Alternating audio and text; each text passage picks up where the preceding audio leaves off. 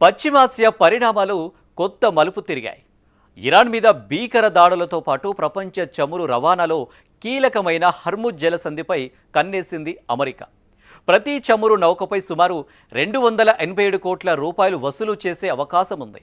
ఇది అమల్లోకి వస్తే భారత్ సహా అనేక దేశాలకు చమురు ధరలు పెనుభారంగా మారే ప్రమాదం ఉంది. మరోవైపు హర్ముజ్లో నౌకపై జరిగిన దాడిలో భారతీయుడు మరణించడంతో ఇరాన్ రాయబారులకు సమన్లు జారీ చేసింది భారత్. అటు సౌదీలోని అబా అంతర్జాతీయ విమానాశ్రయంపై హుతీ తిరుగుబాటుదారులు క్షిపణులు డ్రోన్లతో విరుచుకుపడ్డారు. డొనాల్డ్ ట్రంప్ పొంతనలేని విధానాలతో పశ్చిమాసియా పరిణామాలు రోజురోజుకి కొత్త మలుపు తిరుగుతున్నాయి. ప్రపంచ చమురు రవాణాకు అత్యంత కీలకమైన హర్మూజ్ జలసంధిపై పట్టుకోసం అమెరికా, ఇరాన్ తీవ్రంగా పోటీపడుతున్నాయి. ఇప్పటికే అమెరికా, ఇరాన్ మధ్య పరస్పర దాడులతో ఉద్రిక్తతలు కొనసాగటం తెలిసిందే. హర్మూజ్లో చమురు నౌకల మీద దాడుల్లో ఇరాన్ కాల్పుల విరమణ ఒప్పందాన్ని ఉల్లంఘించిందంటూ అమెరికా తీవ్ర స్థాయిలో దాడులకు దిగడంతో అటు ఇరాన్ కూడా గల్ఫ్ దేశాల్లోని అమెరికా స్థావరాలపై అదే స్థాయిలో ప్రతిదాడికి దిగింది. ఈ నేపథ్యంలో సంచలన వ్యాఖ్యలు చేశారు ట్రంప్. హర్మూజ్ జలసంధిని తామే స్వాధీనం చేసుకుంటామని, ఇక్కడ ఇరాన్కు ఎలాంటి నియంత్రణ ఉండబోదని హెచ్చరికలు చేశారు. అంతేకాదు ట్రూత్ సోషల్లో ట్రంప్ చేసిన పోస్టులో ఇకపై America the Guardian of the Hormuz స్ట్రైట్గా వ్యవహరిస్తుందని ప్రకటించారు.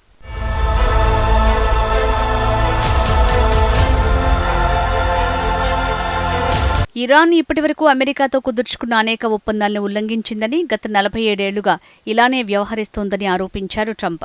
వారితో ఇప్పటికే 10 ఒప్పందాలు చేసుకున్నాం, ప్రతిసారి అవే ఉల్లంఘించారు. ఇక మీదట వారిపై కఠిన చర్యలు కొనసాగుతాయి. హర్మూజ్ జలసంధిని మేమే నియంత్రిస్తాం, మా అధీనంలోనే ఉంచుకుంటాం, నిర్వహణ బాధ్యతల్ని కూడా మేమే చేపడతాం. ఇప్పటివరకు ఎలాంటి ప్రతిఫలం లేకుండానే అమెరికా ఆ జలసంధికి రక్షణ ఇస్తూ వచ్చింది. ఇక ఆ పరిస్థితి ఉండదు.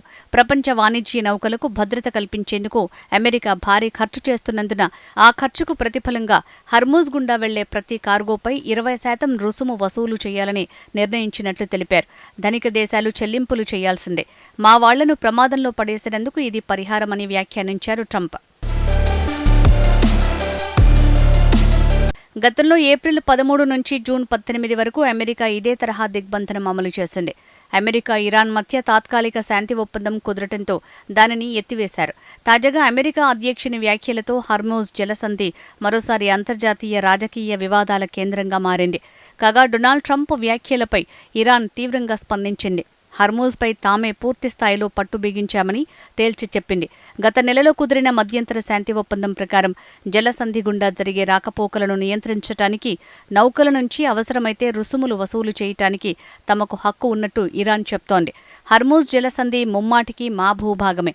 ప్రపంచంలోని మరోవైపు నుంచి వస్తోన్న దుష్ట సైన్యం, శిశువులను హత్య చేసే సైన్యం ఇందులో జోక్యం చేసుకోవటాన్ని మేం సహించమని ఇస్లామిక్ రెవల్యూషనరీ గార్డ్ కోర్ హెచ్చరించింది.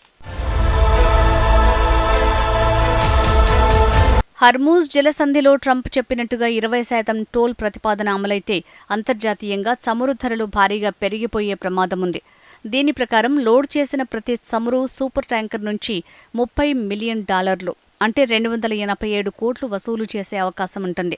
ఇంధన వ్యయం భారీగా పెరగడంతో అమెరికాతో పాటు ప్రపంచవ్యాప్తంగా చమురు ధరలు, రవాణా ఖర్చులు, ద్రవ్యోల్బణంపై కూడా దీని ప్రభావం పడే అవకాశం ఉందని నిపుణులు హెచ్చరిస్తున్నారు. ఇప్పటివరకు ఇరాన్ ఇక్కడ ఒక్కో నౌకపై $2 మిలియన్ మాత్రమే వసూలు చేస్తోంది. ఇది కూడా తాత్కాలిక ప్రాతిపదికనే కావటం గమనార్హం. కాగా హర్మూజ్కు నిజమైన సంరక్షకులు ఇరానేనని అన్నారు ఆ దేశ విదేశాంగ మంత్రి సయ్యద్ అబ్బాస్ అరాగ్జీ. ట్రంప్ 20% చాలా ఎక్కువ, మేమైతే న్యాయమైన రుసుమే వసూలు చేస్తాం అంటూ స్పందించారు.